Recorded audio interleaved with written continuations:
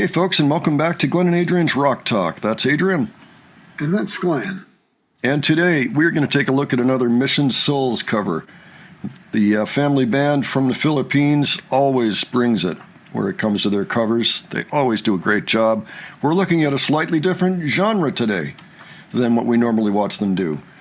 This time it's going to be a blues rock piece by Tracy Chapman called Give Me One Reason. And this was one of the big hits that she had back in her original run. In 1995, this came out, but it turns out she was actually performing it all the way back in 1988 when her first album came out, which I just happen to have right behind me there. Went out recently and bought the newly reissued vinyl. I'd actually been hoping to get a vinyl copy for years, but it was just not available at a reasonable price. It was a collector's item. This just came out, sounds beautiful. Really well done job, and it's cheap, or it's, as far as new albums go these days. I think I got that for about $22. So well worth it if you like Tracy Chapman.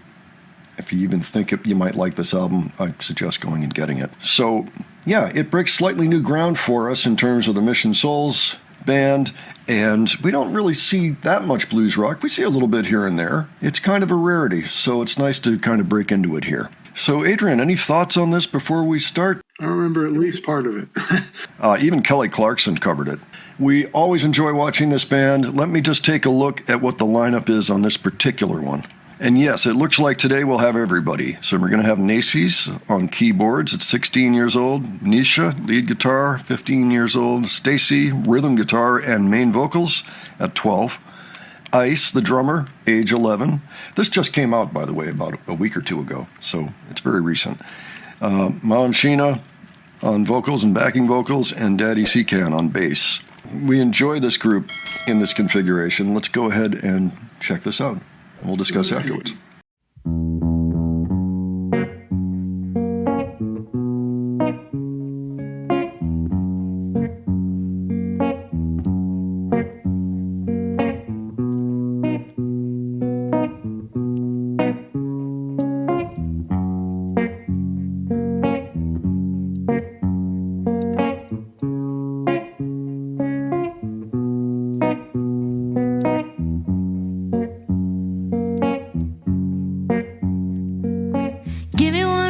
Stay here, and I'll turn my back around.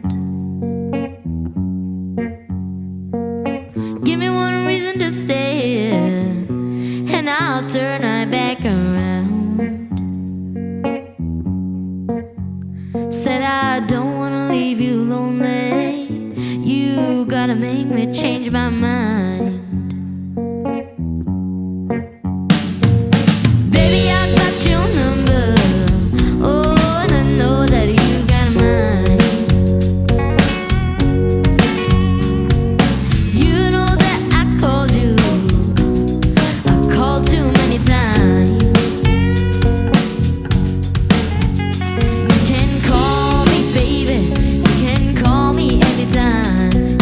Call me.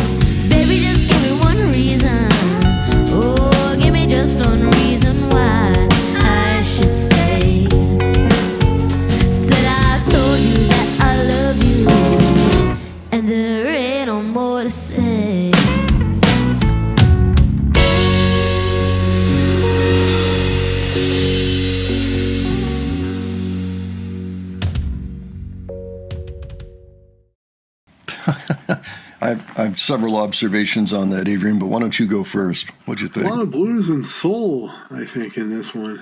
Mm-hmm. And it's like you can tell just by listening to this that they studied the heck out of this song, and it paid off. It was a great performance. Yep. Yep. I really enjoyed Nisha's guitar solo there. Pretty clean. Yeah, comes in at the right time, and it's just concentrating more on playing the blues than any guitar acrobatics or anything like that. Yeah. Yeah. It's just, Being very faithful to, I think, the original intention of the song. yeah. Yeah. I thought that the back line was great too. I mean, Daddy Secan and Ice. Ice is very effortlessly just playing the song, and I've been watching these instructional videos where Pow from The Warning is teaching her sisters how to play the drums over on the other channel. They each got their own video if you're interested, but and they're interesting. But it came back to a lot of the fundamentals that I saw in Ice's playing here. Like he was able to play almost effortlessly. Oh my gosh. He was able to play almost effortlessly because he has the rudiments down. He knew how to make the stick bounce a little bit, so that it's kind of lightweight in his hand.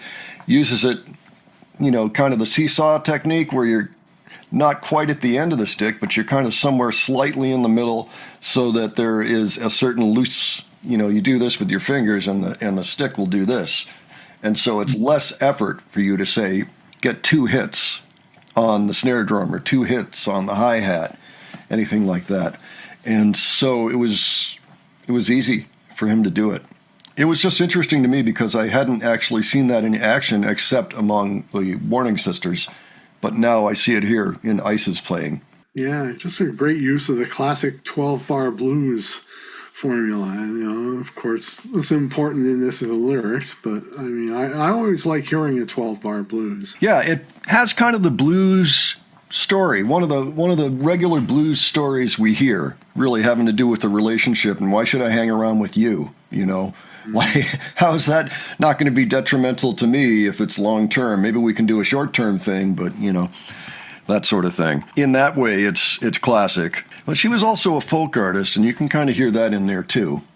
That this was originally done on an acoustic guitar, and then became electrified. But I enjoyed the performance. Everybody in there was just laying it down sweetly. I mean, Nacy's great sound, perfect accompaniment. Sheena's backing vocals were right there. She gave it an ethereal quality. And so I'm glad we took a look at that. Folks, if you have any thoughts on this song, why don't you leave them below? Any details you think we missed? Any other suggestions that you might have for us? By all means.